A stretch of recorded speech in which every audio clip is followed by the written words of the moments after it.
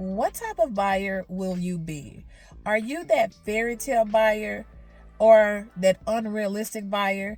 If that's you and you have these tendencies that I'm getting ready to discuss in being a fairy tale buyer, I need for you to continue watching this video. My name is Tranett, and you clicked on Car Conversations with the Realtor when I have these incredible, amazing thoughts that I want to share with you because I care about your home buying process. I just pull over and I just make these videos. So this is in a series of videos about what type of buyer are you. So I'm not sure which one you saw first, but here we go. If you are a fairy tale buyer, what does this buyer look like? It looks like the type of buyer that is a dreamer, that's unrealistic, and that wants everything without giving much to the seller. You want them to come down way low on the price. You want them to pay all of your closing costs. You want them to leave their refrigerator, leave their washer and dryer. You want them to leave their patio set. You want so much from the seller, and you feel like because you want to buy their home, then they should give it to you. That's not realistic. That is being unrealistic, and you're living in a fairy tale home buying process. So in order for a deal to work, then both parties, the buyer and the seller, have to have a meeting of the minds, meaning negotiation takes place. You present the offer, they review it. If they don't like everything in the offer, they'll send you back a counter offer. You look at the counter offer and you say, okay, well, I can kind of deal with this, but I want to change something else. You send them back another offer, and you may go back and forth until you both reach a meeting of the minds. That's when you both have an accepted offer that you agree to.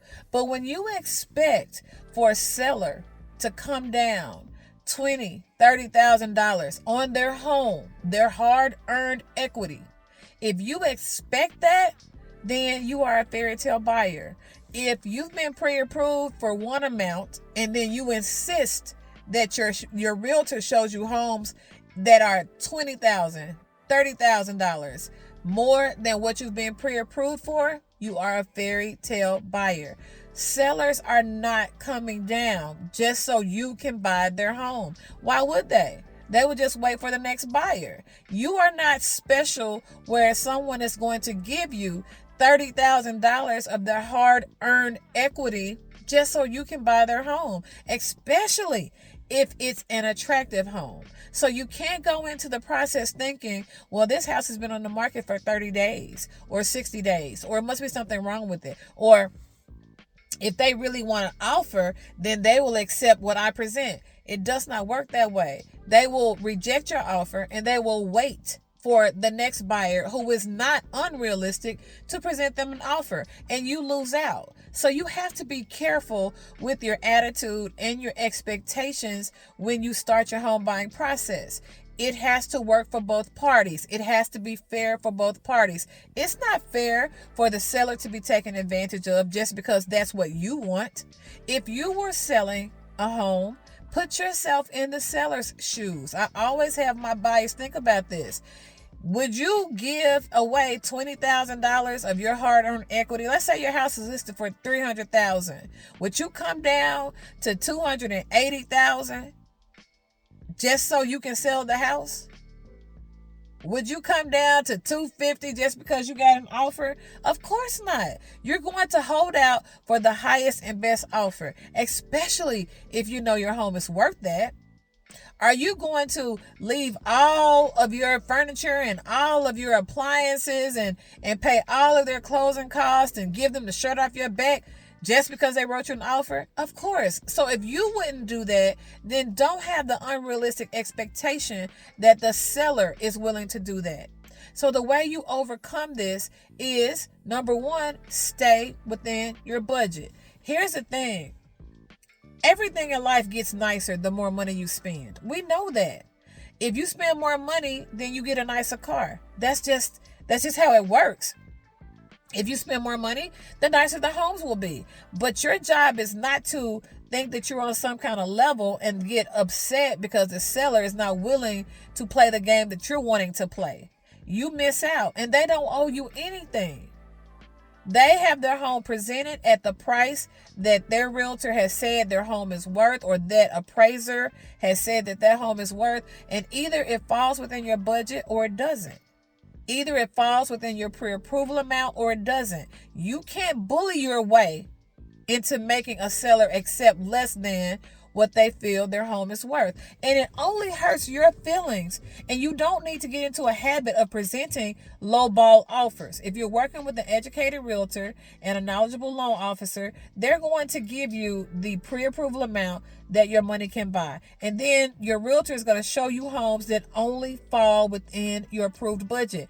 When I have buyers who ask me to show them houses that are 10,000 above or 20,000 above, my answer is no, because I already know I cannot negotiate that for you. Don't put that pressure on me, because I'm telling you up front, I'm not going to be able to get the seller to come down $20,000 for you, and you need another $10,000 in closing costs paid, and you want a home warranty, and you want the refrigerator to stay.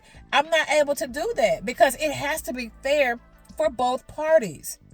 Now, you have to be realistic and be reasonable. So at most, I will search $5,000 above my buyer's pre-approval amount. If you've been pre-approved for $250,000, then I will search up to $255,000. Because we can come down, get the seller to come down $5,000, but not $10,000, not $15,000, not $20,000, not $25,000, not $30,000. Maybe $5,000. And if you know you need the seller to pay all of your closing costs, which are typically 3.5% to 4% of the purchase price, which equates to thousands. If you know that you are asking the seller to pay your closing costs as well, then they will likely do that, but they're not going to come down on the price and pay all your closing costs. But that's another video about negotiations. But just know you have to be realistic. Don't be a fairy tale buyer who feels like the seller is supposed to bend over backwards and give you everything, and you've given them nothing but an offer, which they can get that from other buyers that are more realistic. And sellers will reject your offer. If you submit a lowball offer, they out the gate think that you're not serious. And this is another tactic that buyers like to use that are unrealistic. Okay, Tranett, well, let's just offer them $30,000 less and let's just see what they say. Now, as a realtor, you put me in a really bad spot. You make me look incompetent to the other realtor when I have to present this lowball offer. But by law, it's my fiduciary responsibility to present all offers that my clients make. So here we go. I present your offer for $30,000 less. Then we ask for $10,000 in closing costs. We ask for a home warranty that's $700, and then you want the refrigerator to stay. That is a sucky, crappy offer. I'm already knowing that you're going to get rejected. And it also makes me look like I don't know how to educate my buyer because I'm presenting this whack offer. Don't do that. That's a fairy tale buyer. You are unrealistic to think that a seller is going to do that for you, because you wouldn't do it for a buyer. You wouldn't. I wouldn't. There's no way. Do you know how long it takes to build $30,000 worth of equity in monthly payments over time? It takes a long time. So that money is a profit for them. When I say equity, I'm saying you're asking the seller to give away $30,000 of their profit just because you presented an offer.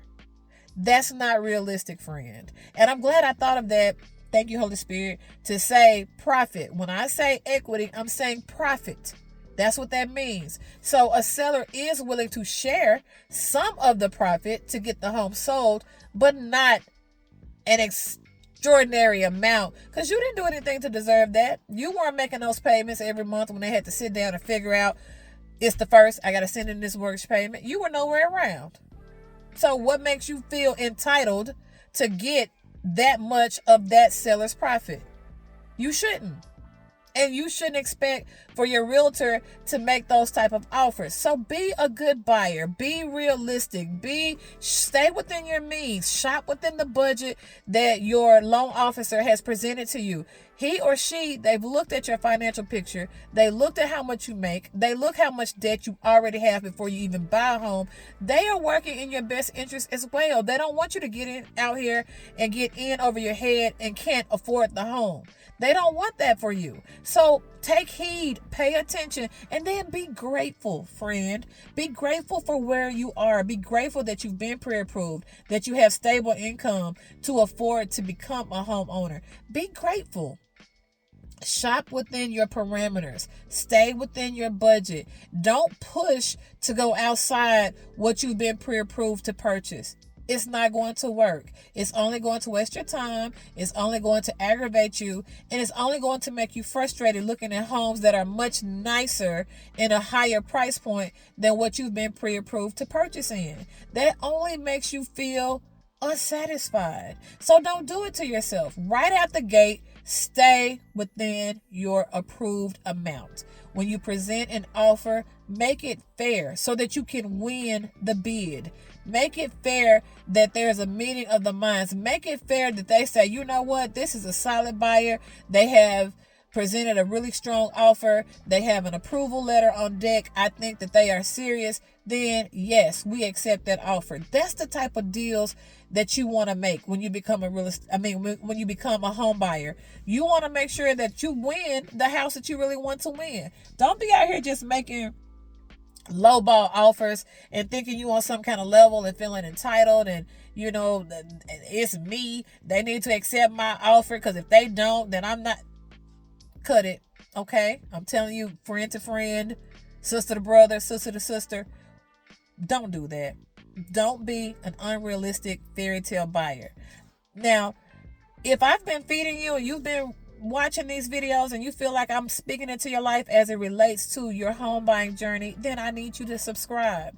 I need you to hang in here and watch these videos as I make them for you because they are to help you on your home buying journey. So it's free to subscribe. If I found a channel and though that person is speaking into me and they're speaking into my purpose, my destiny, where I'm trying to go, I hit subscribe because I don't want to miss out on any nugget that they have to share. I want every single video that they are sharing because I know that it's speaking into my life. So if I'm doing that for you and you are feeling encouraged about buying a home or you know somebody that can benefit from these videos, then please share them and subscribe.